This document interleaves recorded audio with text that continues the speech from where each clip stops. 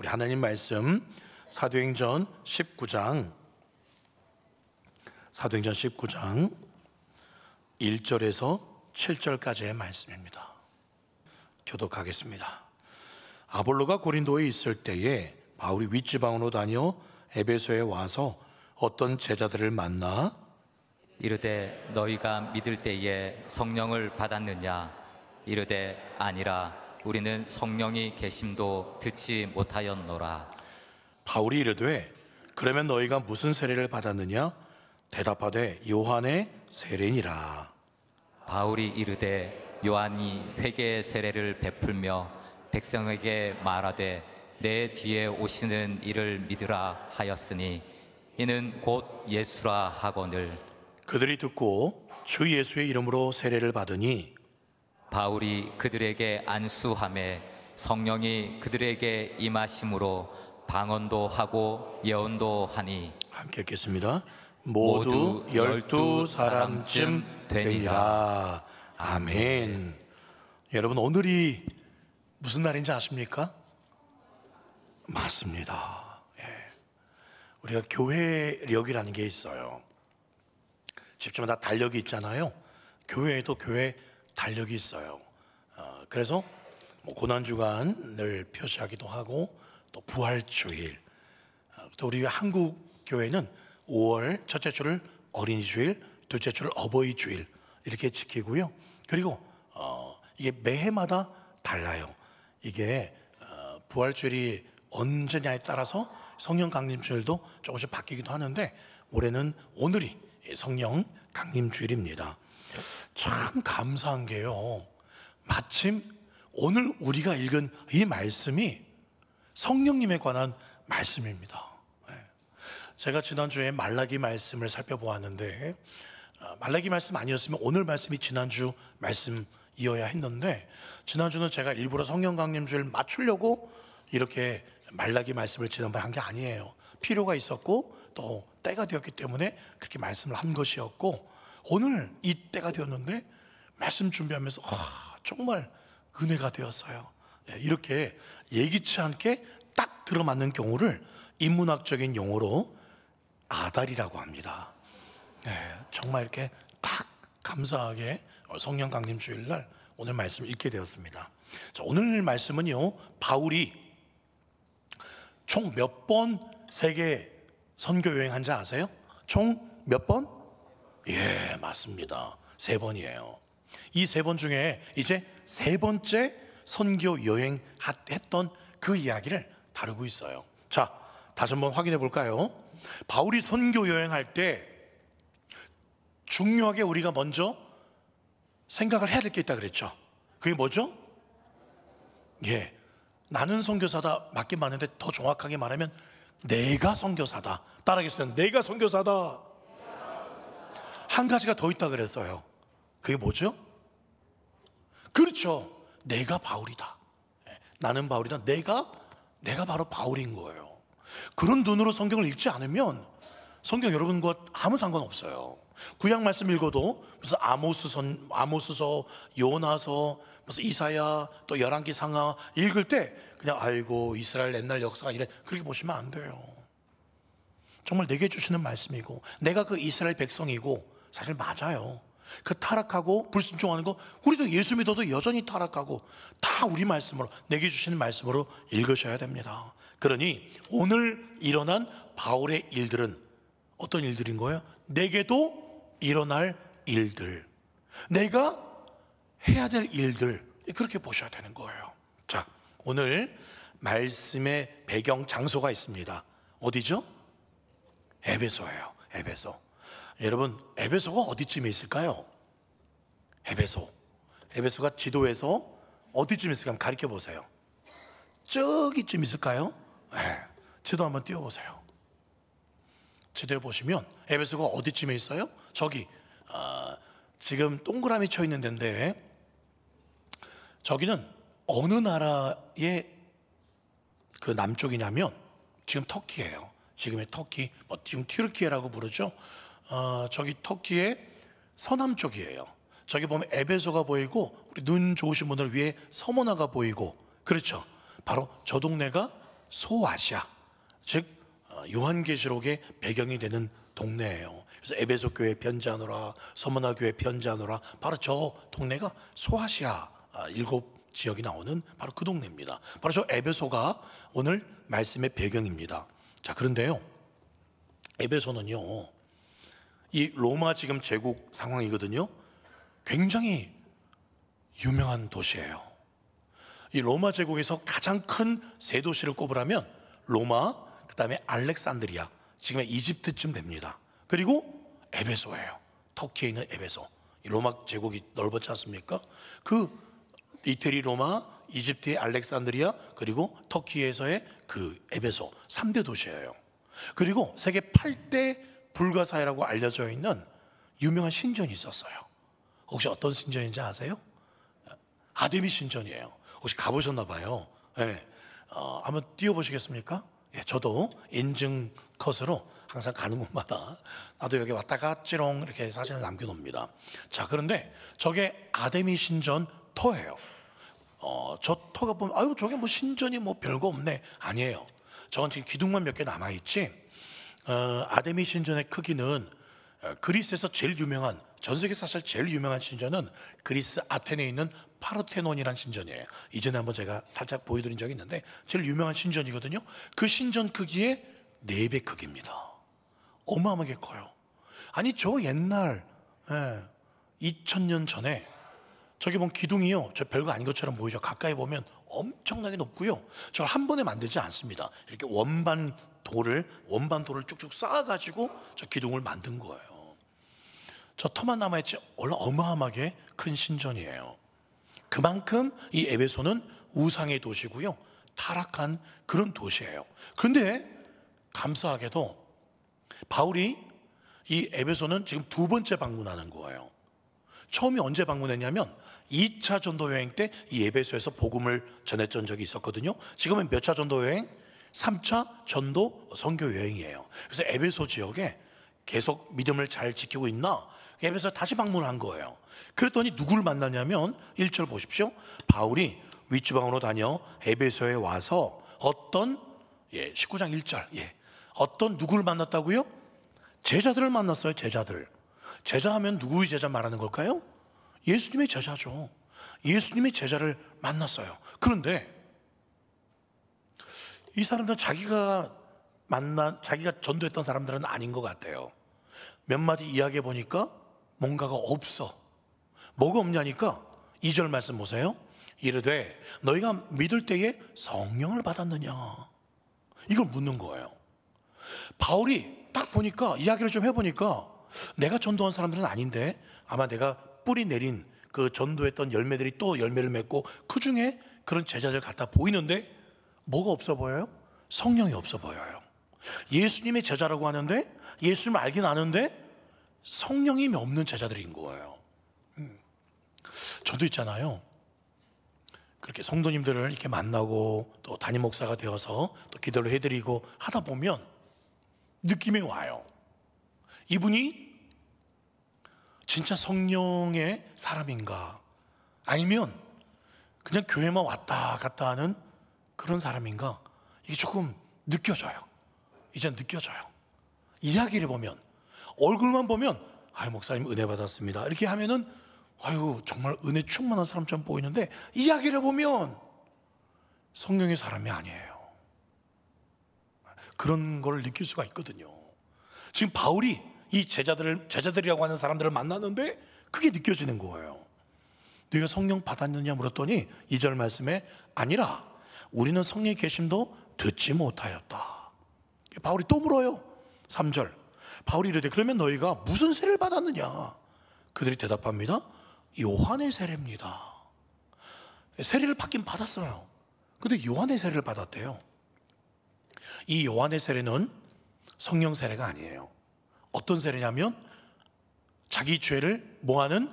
회개하는 세례. 그래서 세례 요한이 회개하라 정욕이 가까웠느니라. 그래서 수많은 군병들이, 많은 사람들이 요한에게 나와서 회개합니다. 회개의 세례를 의미하죠. 내가 죄인입니다 까지는 인정을 해요. 그런데 바울이 그렇게 진짜 성령 세례를 모르는, 예수님이 주시는 진짜 그 세례를 모르는 이 사람들에게, 그래서 어떻게 합니까? 4절 말씀 읽어봅시다. 시작.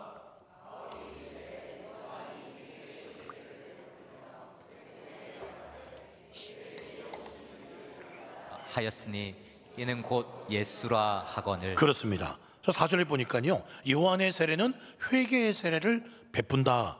회개도 필요하죠. 그런데 세례 요한이 그때 뭐라 그랬습니까? 내 뒤에 오시는 이 그를 믿으라. 그는 예수다. 이걸 지금 바울이 세례 요한이 했던 말을 그대로 인용해서 이 제자들에게 한 번 더 가르쳐 주고 있는 거예요. 다시 한번 적어보세요. 지금 누구를 증거하고 있다고요? 예수를 증거하고 있어요. 예수. 누구를 믿으라고요? 예수를 믿어야 된다고. 이 지금 제자들은 요한이 그 말해줬던 회개하는 세례 정도만 알고 있고 믿고 있었어요. 예수도 듣기는 들었어요. 근데 제대로 믿지 않았어요, 예수를. 그래서 이 사도 바울이 예수를 전하기 시작합니다. 십자가의 복음에 대해서 다시금 정확하게 전합니다. 그리고는 5절 말씀, 그들이 듣고는 주 예수의 이름으로 세례를 받습니다. 그리고 6절 말씀 보니까 그들에게 안수함에 성령이 그들에게 임하심으로 방언도 하고 예언도 했다라고 말씀하고 있어요. 자, 여러분들에게 한번 여쭤볼게요. 여러분 예수님 믿으십니까? 아멘. 눈 감으신 분들 눈 뜨십시오. 집에 가서 주무시고요. 여기서는 얼마 오래 하지 않습니다. 앞을 쳐다보시고요. 눈 뜨시게 바라요. 제가 그렇습니다. 누구라고 콕 집어 말씀하지는 않겠습니다.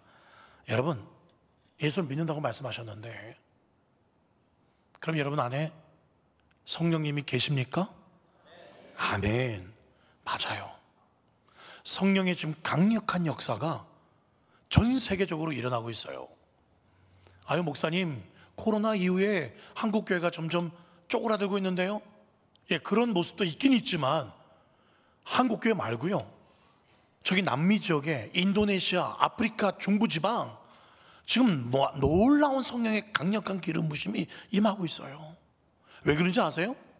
이미 그렇게 될 거라고 하나님이 예언하셨어요. 이사야 40장 5절 말씀에 여호와의 영광이 나타나고 모든 육체가 그것을 함께 보리라. 이는 여호와의 입이 말씀하셨느니라.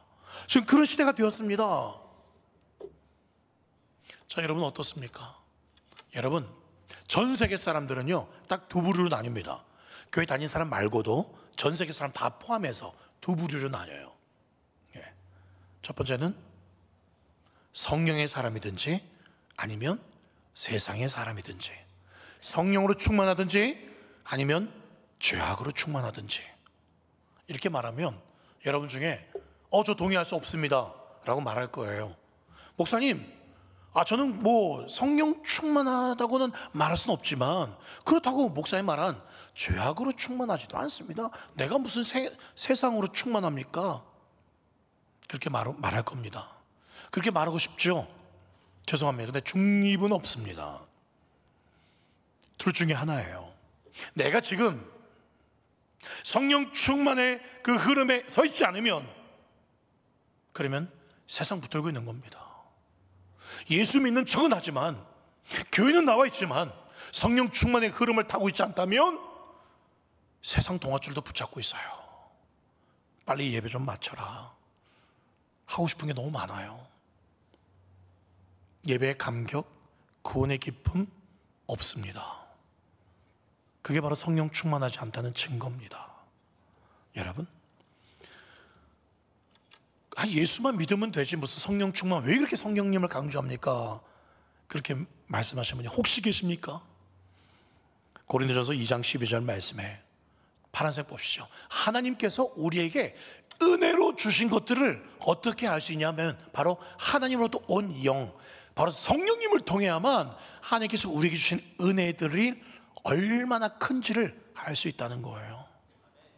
하나님의 그 은혜의 세계, 그 영광을 맛보려면 이 성령님이 아니고서는 그 신앙생활이 다람쥐 쳇바퀴 도는 거예요. 더 깊은, 더 풍성한, 더 아름다운 영광스러운 은혜 자리를 맛볼 수 없는 거예요. 그래서 성령님이 어떻게 하십니까? 8장 15절 말씀에, 로마서 8장 15절, 우리가 양자의 영, 성령이죠. 그래서 아빠 아버지라고 부르짖을 수 있고요. 16절 보십시오. 성령이 친히 우리의 영과 더불어 우리가 하나님의 자녀인 것을 누가요? 성령이 증언합니다. 성령이. 어떤 분들은 그렇게 말을 해요. 목사님, 정말 하나님 저를 사랑하는지 모르겠어요. 내가 하나님의 자녀인가를 잘 모르겠어요. 무슨 뜻이에요? 성령 충만하지 않다는 뜻이에요. 성령 충만하면 하나님의 자녀인 것을 확실히 알 수 있습니다. 내 구원을 흔들 수 없어요. 그래서 성령 충만해진 거예요. 근데 그런 얘기를 종종 해요. 교회를 나오는데 내가 진짜 하나님의 자녀인가, 아니면 날 사랑한가 잘 모르겠어요. 성령 충만하지 않은 증거입니다. 여러분, 그리고 성령님이 얼마나 중요하냐. 로마서 8장 2절 말씀에 이렇게 기록하고 있어요. 이는 그리스도 예수 안에 있는 생명의 성령의 법이 죄와 사망의 법에서 너를 해방하였다. 제가 아까 회개기도 끝나고도 이거 선포했잖아요. 생명의 성령의 법이 죄와 사망의 법, 죄와 사망의 법이 율법입니다. 우리가 지킬 수 없는, 우리는 그 율법을 못 지켜요. 그런데 성령의 법, 성령님으로 말미암아 이 율법을 이룰 수 있다는 거예요. 율법하면 대표적인 게 십계명 아닙니까? 나 외에 다른 신을 두지 말라. 그런데 얼마나 다른 신을 많이 둬요.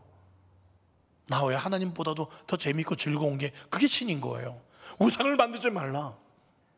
하나님의 이름을 망령되이 일컫지 말라. 안식일을 기억하여 거룩히 지키라. 부모를 공경하라. 살인하지 말라. 간음하지 말라. 도둑질하지 마라. 거짓말하지 마라. 탐심까지지 마라. 성령 충만하지 않으면 다 힘들어요. 다 지키기 힘들어요. 그런데 성령 충만하면 당연히 하나님 외에 다른 신을 둔다는 건 상상할 수 없어요. 우상 만들 수 없어요. 여호와의 이름을 망령되이 일컬을 수 없어요. 안식일을 지키는 게 너무 즐거워요. 부모님을 당연히 더 공경합니다. 하나님 공경하듯. 살인, 남을 미워하지 않습니다. 사랑스러워요. 간음하지 않습니다. 어떻게 내 안에 성령님이 계신데. 도둑질, 거짓말, 탐심 있을 수가 없어요. 왜요? 성령 충만한 사람, 성령의 법이 이것을 이긴다는 거예요. 지킬 수 있게 만든다는 거예요. 그래서 성령님이 너무 중요한 겁니다. 성령 충만이 너무 중요한 거예요. 여러분, 성령님이 누구신가? 오늘 성령 강림주일이니까 또 한 번 복습하고 또 복습하고 그래도 모자라지 않아요. 제가 작년에 요한복음 강해를 쭉 하다 보니까 성령님에 대해서 제가 설교를 했던 적이 있어요. 그래서 조금만 제가 몇 가지 말씀을 드리고 싶습니다. 성령님의 별명이 있어요. 세 글자, 보혜사예요. 보혜사. 뜻이 뭐냐? 이런 뜻이에요. 지킬 보자에 은혜의 자, 우리를 지켜주시고 은혜를 베푸시는 분, 그분이 누구? 성령님. 성령님을요, 헬라어로는 이렇게 말을 해요. 헬라어, 아유 외국어인데요, 이건 이 정도는 아셔야 돼요. 파라클레토스, 이게 성령님이라는 단어인데 어떤 뜻이냐면 곁에 계신 분, 그런 뜻이에요. 내 곁에 계신 분, 항상 나와 함께 하시는 분, 그분이 성령님이라는 거예요. 우리 옆에서 뭘 해주시나요? 영어 성경에 보니까요, 이 파라클레토스를 이렇게 표현하게 됩니다. comfort, 위로해 주시는 분, counselor, 상담해 주시는 분, helper, 도와주시는 분, 내 고민 들어주고 그 고민을 벗어날 수 있도록 지혜를 주시고 내 옆에 늘 함께 있어서 함께 울어주시고 또 내 눈물 닦아주시는 분, 그분이 누구라고요? 성령님이세요. 성령님. 그래서 그 성령님은 뭐 하시는 분인가? 요한복음 14장 26절, 보혜사 곧 아버지께서 내 이름으로 보내신 성령, 그가 너희에게 모든 것을 가르치고 내가 너희에게 말한 모든 것을 생각나게 하리라. 예수님 하신 말씀이에요. 성경에 있는 모든 것, 인생이 무엇이고 내 아픔, 고민 이해되지 않는 것까지 성령으로 충만하면 이해가 돼요. 그때는 이해가 안 됐는데 성령으로 충만하고 나니까 그 고난이 감사였네요. 성령님이 그걸 이해하게 해주세요. 모든 것을 알게 해주세요. 예수님이 하신 말씀들 기억나게 하셔서 사도들이 그래서 성령 충만하여 예수님께서 하신 말씀을 공회 앞에서, 바리새인 서기관 앞에서 담대하게 외치지 않습니까? 그래서 성령으로 충만해야 됩니다. 성령 충만한 건 뭘로 충만한 거예요? 말씀으로 충만한 거예요. 예수님으로 충만한 거예요. 은혜로 충만한 거예요. 그래서 성령으로 충만하셔야 돼요. 아멘. 성령 충만하셔야 됩니다. 이거는 해도 되고 안 해도 될 문제가 아니에요. 성령 충만하지 않으면 중간은 없습니다. 결국 또 세상에 눈 돌리는 거예요. 승리하는 그리스도인이 아니라 겨우겨우 끌려가는, 세상에도 끌려가고 겨우겨우 그런 인생이 될 수밖에 없는 겁니다. 문제가 뭐냐? 오늘 이 에베소 제자들처럼 우리도 예수를 믿어도 성령님에 대해서 제대로 모르고 성령 충만하지 않은 상태에서 교회만 왔다 갔다 할 수 있다는 거예요. 결국 암송하는 척은 하지만 실제 성령의 임재와 능력을 경험하지 못하는 무늬만 그리스도인들이 될 수도 있다는 거예요. 그러니 내가 정말 구원 받았는가 확신이 없어요. 그래서 지금 한번 물어볼까요? 내가 지금 당장 죽어도 난 천국 갈 자신 있다. 손 들어보세요. 난 지금 죽어도 천국 갈 자신 있다. 네. 손 안 드시는 분 겸손해서 손 안 드시는 겁니까? 아니면 성령 충만하지 않은 겁니다. 구원의 확신이 없는 거예요. 여러분, 그럼 어떻게 성령으로 충만할 수 있는가? 이 에베소의 제자들이 어떻게 성령 충만했는가를 잠깐 살펴봅시다. 2절 말씀 다시 볼까요? 이르되 너희가 뭐 할 때에 성령을 받았느냐? 믿을 때에. 지금 이 제자들이 예수를 믿는다고 하지만 제대로 믿지 않은 거예요. 진짜 예수를 믿으면 성령을 받게 되어 있다라는 그 말씀이에요. 너희들이 믿음이 온전치 않으니까. 그래서 바울이 무엇을 믿어야 될지를 설명하죠. 그게 4절 말씀 다시 볼까요? 4절 말씀 파란색 보세요. 내 뒤에 오시는 이를 믿으라. 예수의 이름의 뜻이 뭡니까? 구원자라는 뜻이에요. 예수님이 십자가에서 나 때문에 죽으셨고 다른 누구도 아니에요. 나예요. 조성진 때문에 죽었고 너희 12명 앉아있는 너희 제자, 너희 한 사람 한 사람이 예수님 죽은 거야. 그리고 예수님이 너 부활시키려고 너희 때문에 예수님 부활하신 거야. 그 예수님 사망 권세를 정복하셨고 이제 그 예수님 안에서 하나님 나라로 우리 인도함 받았다. 이 놀라운 예수 복음을 이 12명의 제자들 앞에 하나하나 정확하게 눈을 보면서 가르쳐 준 거예요. 너희 때문에 예수가 오셨고 죽으셨고 부활하셨고 그 예수 붙잡으면, 그 예수 믿으면 너희 천국 백성이 되는 거야. 이 예수 복음을 전했겠죠. 이 제자들이 여기 나오지 않아요. 근데 어떤 반응을 보였을까? 저는 짐작이 됩니다. 왜냐하면 베드로가 설교했을 때와 너무 똑같은 상황이거든요. 베드로가 사도행전 2장에 보면 회개하라고 그렇게 오순절날 설교했죠. 그때 2장 37절에 이렇게 기록되어 있습니다. 그들이 이 말을 듣고 마음에 찔립니다. 무슨 말이냐면 베드로가 너희가 그 예수를 죽였도다. 너희 때문에 예수님이 죽으셨어. 그 말을 하자 그들이 마음이 찔리기 시작했어요. 그래서 뭐라 했습니까? 그 형제들이 우리가 어찌할꼬 그런 반응을 보였다는 거예요. 저는 바울도 똑같이 그런 복음을 이 12명의 제자들에게 했을 거예요. 그래서 베드로가 했던 그걸 하지 않았을까? 사도행전 2장 38절 말씀에 너희가 회개하여 예수의 이름으로 세례를 받고 죄 사함을 받으라. 그리하면 성령을 선물로 받으리니. 성령의 선물을 받으리니. 그래서 어떻게 되었습니까? 5절 말씀, 사도행전 19장 5절. 그들이 듣고 그 말대로 주 예수의 이름으로 세례를 받았죠. 베드로 설교 그대로잖아요. 그리고 어떤 일이 벌어져요? 6절. 바울이 그들에게 안수함에 성령이 그들에게 임하심으로 방언도 하고 예언도 했다 라고 기록하고 있어요. 자, 여러분, 다시 한번 여쭤보겠습니다.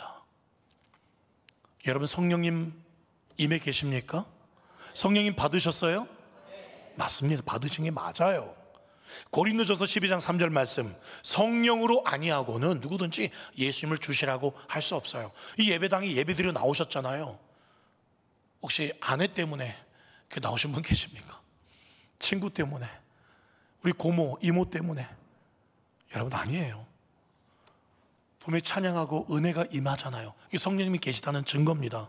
그런데 있잖아요, 정말 이 복음을 믿고 우리가 거듭났고 하나님의 자녀가 되었다고 하면서도 근데 왜 성령의 임재를 체험하지 못하고, 왜 찬양을 불러도 은혜가 되지 않고, 예배를 드려도 감격적이지가 않고, 그 흔히 말하는 매너리즘, 타성에 젖어서 그냥 습관적으로 예배 나오고 습관적으로 성가대하고 있고 습관적으로 봉사하고 있고 습관적으로 기관 전도회 회장하고 있고.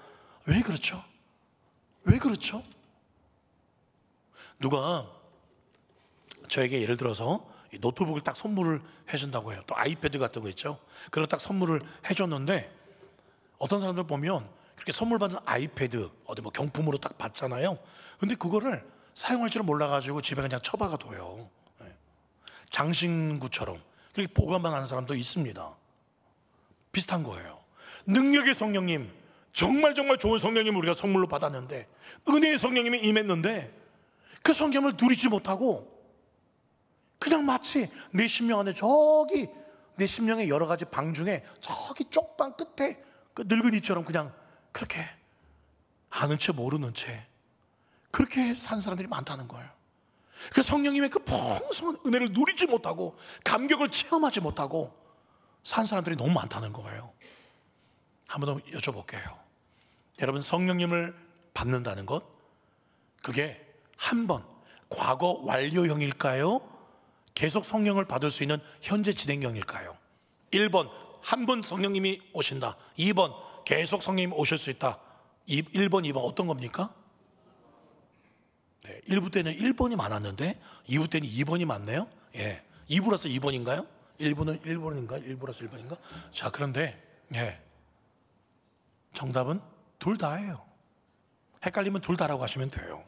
여러분, 이미 우리에게 성령이 임하셨어요. 단회적으로 임하셨어요. 그런데 성령으로 더 충만하기를, 성령 더 받기를 사모하셔야 됩니다. 다시 말해서 은혜가 계속 업그레이드가 될 수 있어요. 지금의 신앙보다 더 큰 은혜가, 더 큰 은사들이 임할 수가 있어요. 그래서 참 제가 좋아하는 문장 중에 하나는 가장 좋은 것은 아직 오지 않았다는 거예요. 이전에 제가 섬기던 목사님이 그 말씀 참 좋아하셨는데 저도 그래요. 가장 좋은 것은 아직 오지 않았다. 하나님의 은혜는 끝이 없어요. 우리의 상상을 뛰어넘습니다. 끊임없이 하나님께 성령께서 우리에게 더욱더 부으실 수 있다는 거예요. 그 성령이 내 안에 계신데 누리지를 못해요. 여전히 죄를 짓고 세상 것을 따르니까. 그리고 성령님에 대해서 불신해요. 성령님을 제한합니다. 성령님이 여러 가지 은사 좋은 것들이 많이 있습니다. 근데 그 성령님의 그런 기름 부으심 터치를 우리 계속 받을 수 있는데, 그런데 사모하지 않는 거예요. 여러분, 성령을 받았다, 이게 무슨 뜻이냐면 구원의 감격이 있다는 거예요.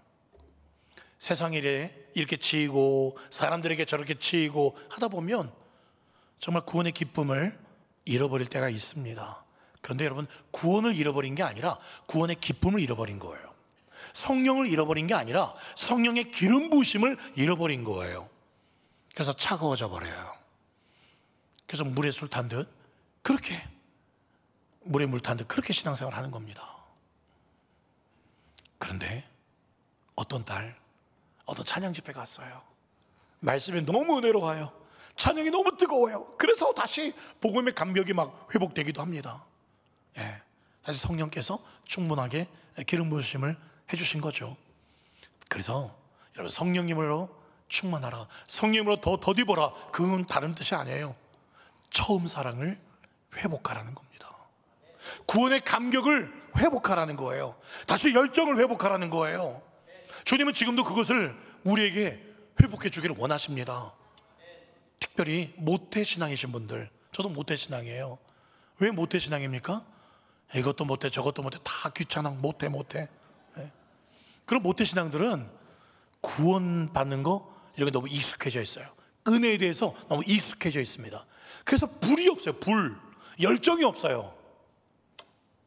오늘 여러분들에게 성령님의 불이 임하기를 소망합니다. 구원의 감격이 회복되기를 원합니다. 처음 사랑이 회복되기를 원합니다. 그러니 성령을 더욱 덧입으셔야 됩니다. 덧입으셔야 돼요. 또 성령을 받았다는 것은요, 능력을 덧입는 겁니다. 50일 기도학교 때요, 제가 48번째 아침을 지나고 금요기도회 때, 아마 그때 오셨던 분들은 아셨을 겁니다. 금요기도회인데 제가 막 그 48번째 아침까지는 뜨겁게 막 열정적으로 설교하고 그랬는데, 그 금요기도회 때 특별한 기름 부심이 임했습니다. 정말 제가 예전에 오래전에 한번 경험해봤던 한 두어 번 정도 경험해본 걸 오랜만에 다시 성령의 기름 부심 막 제 몸으로 느낄 수가 있었어요. 머리 피부가 느끼고 있었어요. 하늘부터 뭔가 기름 부어진다는 게 뭐가 이렇게 머리에서 흘러내린다는 게 느껴졌어요. 그래서 제 힘을 빠뜨리더라고요. 예. 이거는 특별한 체험이니까 뭐 임할 수도 있고 안 임할 수도 있어요. 그런데 그때도 말씀을 제가 드렸는데 제가 설교하는 게 아니었어요. 저는 그냥 인도하신 대로 그냥 원고를 그냥 쭉 읽어 나갔어요. 내가 서 있는 게 아니라 주님께서 말씀하신다는 그런 느낌이 들었고, 그래서 그때 제가 어떻게 했냐면 오늘 혹시 몸이 아프시거나 기도받고 싶으신 분은 나오시라고, 특별한 은혜가 나갈 것 같다고. 내가 설교하는 게 아니라 내가 기도하는 게 아니라는 게 너무 느껴졌기 때문에 그래서 나오셨던 분들 기도도 해드리고 했어요. 그래서 기도 받으셨던 분들이 어떤 변화가 있었는지는 그 다음에 피드백은 제가 아직 못 받은 것 같은데 그날 혹시 어떤 은혜가 있었으면 나중이라도 가르쳐 주십시오.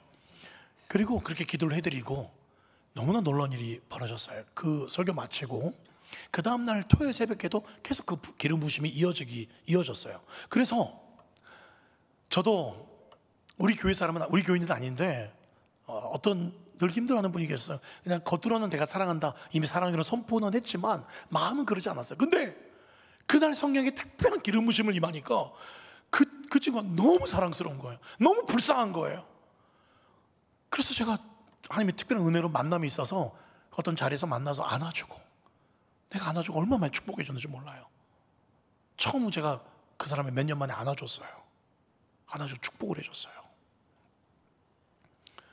그리고 놀라운 일이, 제가 아내한테는요, 사람들 계시면, 성도들 있으면 제가 아내한테 존댓말 쓰지만 집에 가서는 존댓말 잘 안 써요.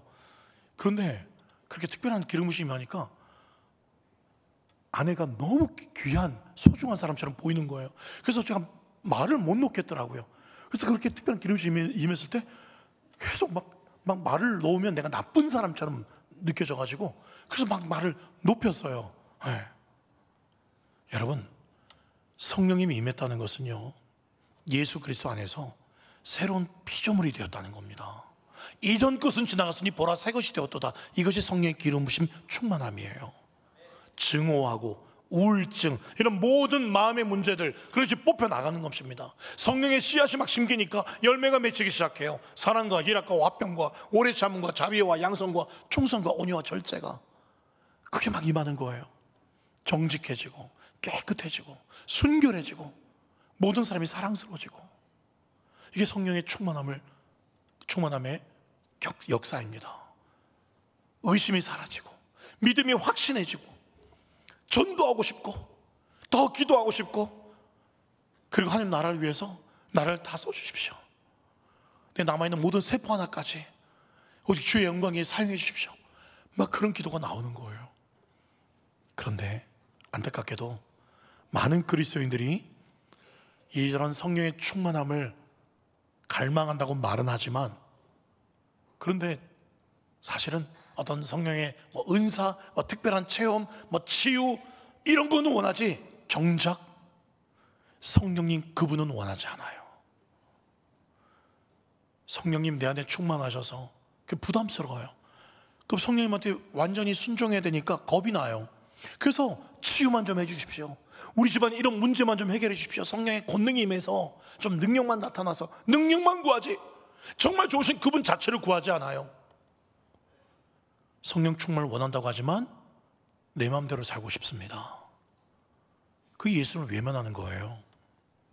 어떤 성도님이요, 여집사님이 이렇게 어떤 목사님에게 구했습니다. 정말 예수님께서 우리 집에 좀 오셨으면 좋겠어요.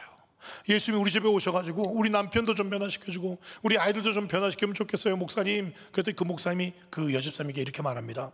그러면 예배 끝나고 집에 갈 때 예수님이 오십시오, 우리 집에 좀 와주십시오라고 기도하지 말고 당신이 예수님의 집으로 간다고 한번 생각해 보세요. 그렇게 생각해 보세요. 한번 갈 때 예수님의 집이에요. 예수님이 주인 집입니다. 그럼 딱 그 집에 들어갔을 때 예수님, 이 거실에 소파에 좀 앉아도 될까요? 아, 그래, 앉아. 저 텔레비전 좀 켜도 될까요? 그래, 켜서 봐. 저 배고픈데 저기 찬장에 있는 저 라면 좀 끓여 먹어도 마음대로 끓여 먹어. 저 좀 씻고 싶은데 화장실 좀 씻어도 마음대로 씻고 싸고 네 마음대로 해. 그렇게 할 때 여러분 얼마나 감사할까요? 여러분, 내가 예수님의 집에 산다고 생각하는 것, 내 집에 예수님이 오시는 건 천지차입니다. 이게 사실입니다. 왜요? 여러분, 내 인생 내 거 아니잖아요. 예수님 십자가 돌아가실 때 내 인생값까지 다 속량해 주셨어요. 예수님 목숨값으로 내 인생을 예수님이 사가셨어요. 그래서 갈라디아서 말씀처럼 이제는 내가 산 것 아니요, 내 안에 예수님이 사신 거예요. 그리스도가 사신 거예요. 그러니까 집도, 내 집도 다 주님이 주신 거예요. 아멘. 내가 다닌 직장 주님이 선물로 주신 거예요. 내가 지금 입고 있는 옷, 내 건강 다 주님이 주신 거예요. 그러니 감사하지 않을 게 어디 있어요? 다 감사할 거 아니겠습니까? 그렇게 생각하니까 감사한 투성인 거예요. 한 집사님이, 우리 교회 분은 아닌데요, 아이가 불치병에 걸려서 불구가 됩니다. 그리고 남편이 사업이 부도가 나게 되었어요. 이 여집사님이 얼마나 힘듭니까? 하나밖에 없는 아이가 불치병에 걸려서 불구가 되어버립니다. 남편은 또 부도가 나서 완전히 지금 길바닥에 나앉게 생겼어요. 그런 가운데 이 여집사님이 교회에 와서 예배를 드리는데 성령님이 임했습니다. 충만하게 임했어요. 그래서 어떻게 보이게 되냐면, 내가 아무것도 가지지 않고 태어난 내가 하나님의 자녀가 되었고, 내가 결혼해서 귀한 남자와 이렇게 여기까지 또 생활할 수 있었고, 그리고 내 같은 사람이 또 자녀를 주셔서 아직도 내 자녀가 살아있는데, 사랑할 수 있는 아이가 아직도 내게 있고, 사랑할 수 있는 남편이 아직도 있고, 내게 건강이 있고, 무엇보다 내가 구원받았는데, 성령의 충만함이 임하니까 최악의 상황이 가장 감사한 상황으로 바뀌었다는 글을 보았습니다. 그렇습니다. 성령 충만의 핵심은 예수님께서 내 마음에 오셔서 예수님이 내 인생의 주인이 되시는 거예요. 예수님이 내 삶을 주관하시고 내 시간을 이끌어 가시고, 그게 성령 충만이에요. 무슨 죄야 막 불이 임하고 그런 것도 하나의 양상으로 나올 수 있기는 하겠지만, 그건 오래 못 가요. 주님이 내 삶을 주셨습니다. 주님 기뻐하시는 대로 오늘도 나를 인도해 주시고, 주님이 내게 남편을, 아내를, 자녀들을 선물로 주셨고, 직장을 주셨고, 사랑하는 교회 성도를 주셨고, 주님, 내가 무엇이간데 내가 하나님의 자녀가 되었고, 내가 저 천국 백성이 되었고, 지금도 건강하고 마음껏 예배 드릴 수 있고, 감사한 삶, 주님을 주인으로 삼는 삶, 이게 성령 충만이에요. 다른 게 성령 충만이 아니에요. 여러분, 하나님께 완전히 내가 복종합니다. 무슨 말씀이든 내 말씀입니다. 다 순종하겠습니다. 그렇게 결심하는 사람에게 부어지는 은혜가 성령 충만이에요. 사무엘상 2장 30절 말씀, 나를 존중히 여기는 자를 내가 존중히 여기고 나를 멸시하는 자를 내가 경멸하리라.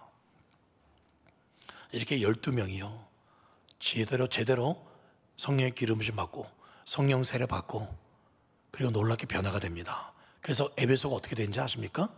19장 17절, 에베소에 사는 유대인들과 헬라인들이 다 이를 알고 두려워하며 주 예수 이름을 높이고, 성령으로 충만해진 소수들이 에베소에 나가서 그 타락한 가장 심각한 우상의 도시에서 유대인들, 헬라인, 우상숭배자들이 다 두려워하게 만들고 예수의 이름을 높이게 되는 일이 생깁니다. 어떻게? 성령 충만한 사람들이 생기기 시작하니까. 그리고 18절 말씀에 믿은 사람들이 많이 와서 자복합니다. 회개합니다. 그리고 행한 일을 아닙니다. 무슨 일을 행했냐면 19절, 마술을 행하던 많은 사람들이 책을 모아서 모든 사람의 불사르고요, 그런 일이 벌어집니다. 에베소 도시가 완전히 변화가 돼버렸어요. 우리도 가능합니다. 저는 믿습니다.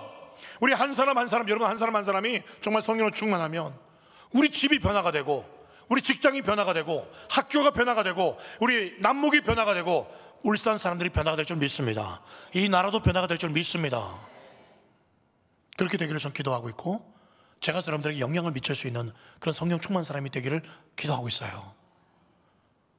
여러분, 다시 한번 아까 그 말씀 중에 마술을 행하던 사람들이 책을 모아서 다 불살라 버렸어요. 은혜가 되지 않던 것들은 전부 다 성령 충만하니까 다 버려버렸어요. 혹시 여러분들 중에도 있어서는 안 될 것 가지고 있는 거 있습니까? 성령을 마음에 모시고 살면서 내가 해외여행 가가지고 이거 고급 양주를 막 거실에다 막 전시한 그런 집사님들, 권사님들 집이 있어요. 전 많이 봤어요. 이건 그냥 해외 고급 양주니까 몇 개 안 된 양주. 여러분, 그게 말이 됩니까? 성령을 마음에 모시고 있는데 주머니 속에 아직 담배가 있고 컴퓨터 속에 아직도 이상한 영상들이 저장이 되어 있고, 그게 지금 말이 됩니까? 그게 어떻게 하나님의 마음을 모시고 그게 가능해요? 성령을 모시고 그게 가능합니까? 분명히 고린도전서 3장 16절, 너희는 너희가 하나님의 성전인 것과 하나님의 성령이 너희 안에 계신 것을 알지 못하느냐? 여러분 잊지 마십시오. 성령의 세례는요 특별한 사람에게만 주어지는 게 아닙니다. 아까 보셨잖아요. 돌이켜 죄사함을 받는, 회개하는 모든 사람에게 주시는 하나님의 선물입니다. 아비가 자식에게 좋은 것을 줄 줄 알거든 하물며 천부께서 너희에게 가장 좋은 성령을 주지 않겠느냐? 성령을 주지 않겠느냐? 정말 하나님의 소원이에요. 우리가 성령 충만해지는 거, 성령 기름 부으시는 거. 제가 1부 때 설교했지만 안 한 것도 있어요. 시간 관계상 성령 기름 부으심 받으면 좋은 것들이 너무너무 많아요. 또 오늘 경험해 드리기를 주님은 원하고 계세요. 선물 지금 이렇게 엄청나게 성령의 선물들을 준비하고 있는데 원하지 않으니까 제발 눈이 열리시길 바랍니다. 세상 즐거움, 세상 그런 게 아니라 정말 신령한 은혜를 사모하시길 바랍니다. 성령 충만, 그 기간은 길지 않습니다. 기억하실 것은 오늘 은혜가 충만해도 내일 시험에 빠질 수도 있어요. 그러니까 내일의 은혜를 위해서 내일 또 새벽 만나를 받으셔야 되고, 내일 또 기도하셔야 되고, 성령으로 충만하셔야 됩니다. 매일 성령으로 충만하셔야 됩니다. 말씀을 맺습니다. 교회를 얼마나 오래 다녔느냐, 내가 지금 직분이 뭐냐, 아무 중요하지 않습니다. 성령 충만함을 계속 내가 유지하고 있느냐, 그게 제일 중요합니다. 여러분에게 진리가 없는 게 아닙니다. 진리를 누리지 못하는 게 문제예요. 여러분 구원받지 못한 게 아니에요. 구원의 감격이 사라진 게 문제예요. 다시금 성령의 기름 부으심이, 성령의 충만함이 여러분에게 임하셔서 구원의 감격과 잃어버린 그 기쁨이, 은혜가, 하늘의 권세와 영광이 저와 여러분과 우리 갈릴리 교회와 이 나라에, 이 한국 교회에 다시 충만하게 회복되시기를 예수님의 이름으로 축복합니다. 아멘.